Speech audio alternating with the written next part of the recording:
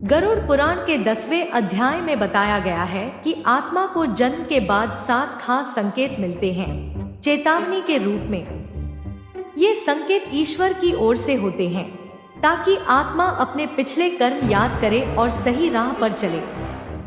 पहला संकेत, जन्म के तुरंत बाद आत्मा रोती है क्योंकि उसे अपने पिछले जीवन की भूलें याद आती हैं। दूसरा संकेत, बचपन में कई बार बिना कारण डर या सपना आता है जो पिछले जन्म से जुड़ा होता है। तीसरा संकेत, कुछ स्थान, व्यक्ति या शब्द अनजाने में भी जाने पहचाने लगते हैं, यह आत्मा की स्मृति है।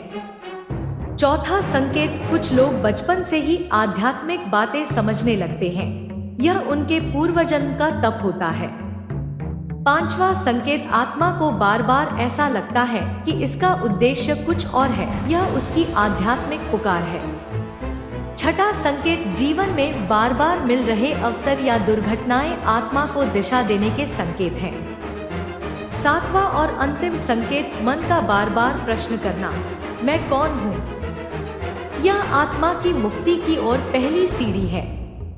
गरुड़ पुराण कहता है, जो इन संकेतों को समझ गया वही जीवन और जन्मों की माया से ऊपर उठ सकता है।